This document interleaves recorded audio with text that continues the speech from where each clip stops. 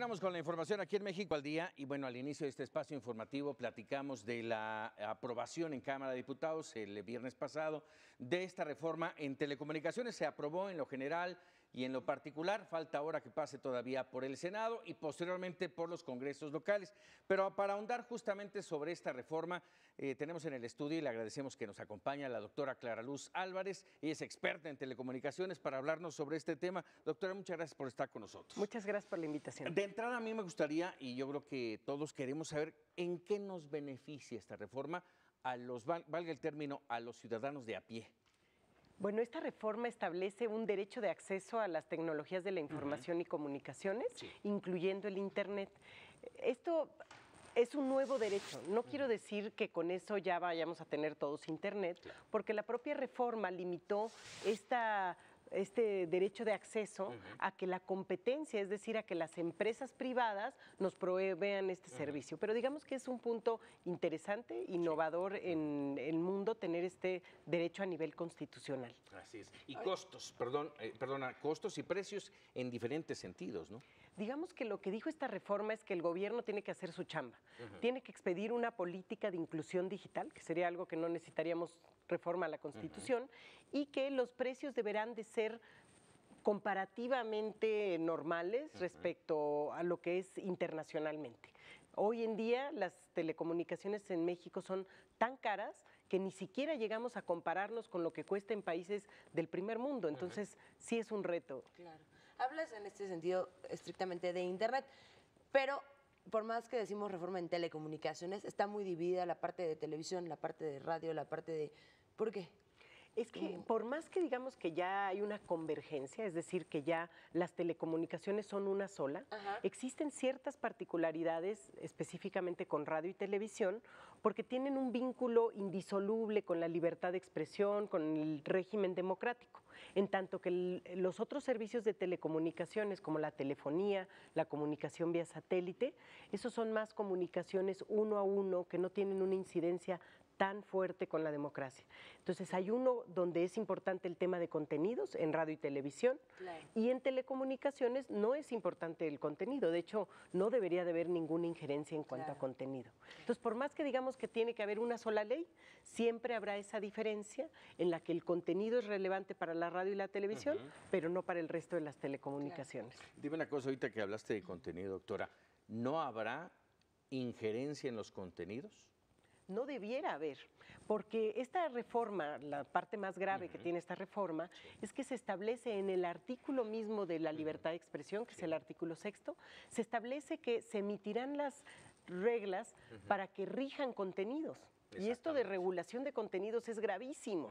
Entonces, eso pasó por alto. La Cámara de Diputados no, bueno, sí lo detectaron los diputados que presentaron reservas, pero ya sabemos que los diputados que traían línea no escucharon lo que tenían que decir sus compañeros. Esto es algo digno para reprobar a México en cuanto a defensa de derechos humanos. No podemos regular contenidos, porque si no, ahorita no podríamos decir libremente lo que queremos, ¿no? Veamos si en el Senado toman nota de este detalle que puede ser un riesgo para la libertad de expresión, quizá no en el presente gobierno, pero nunca sabemos cuándo cambia un régimen de democracia a una dictadura. Y vemos el caso de Venezuela, donde fue el primer país democrático del continente y bueno, ya sabemos lo que está pasando. ¿Todos estos detalles que estás mencionando todavía se pueden modificar por completo? En la Cámara de Senadores pueden hacer reservas al dictamen o al proyecto que se ha enviado de la Cámara de Diputados.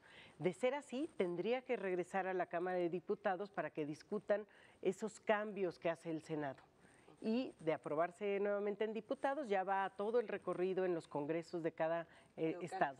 Sí, es un proceso que todavía le falta y puede ser largo, un par de, por lo menos a mediados de este año estaríamos hablando. Dentro de muchas de las cosas que nos traen esta reforma en telecomunicaciones es la aparición, la creación del IFETEL para absorber las competencias de COFETEL y de la COFECO. ¿Cómo lo ves? Eso se ve bien. El único problema es que le dejaron que son órganos constitucionales autónomos, pero necesitan opinión de la Secretaría de Comunicaciones y Transportes para otorgar, revocar concesiones, autorizar cambios, y además le añadieron en el último momento en la Cámara de Diputados que también requieren una opinión de la autoridad hacendaria. Entonces ahí la pregunta ¿es autónomo o no es autónomo? No es autónomo. Y ahí eso fue donde barrieron los diputados, porque no debería de ser. Debería de ser un órgano verdaderamente autónomo, y es correcto que tenga facultades en materia de competencia económica. Es un muy largo tema este de la reforma en telecomunicaciones. Doctora, nosotros te pediríamos, en cuanto se dé a conocer este asunto de cómo lo resuelve el Senado de la República, te pediríamos que regresaras con nosotros y platicar de nuevo sobre este asunto. Yo con todo gusto. Hay una cosa que me gustaría que nos dijeras muy brevemente, el tema de la inversión extranjera. Bueno, en inversión extranjera se abre al 100% en telecomunicaciones, pero en radio y televisión se establece un límite del 49%. Se dice que se va a requerir reciprocidad por parte de los países donde venga el capital extranjero. Estos son los detalles que fueron sin justificación incluidos de último momento en el proyecto aprobado.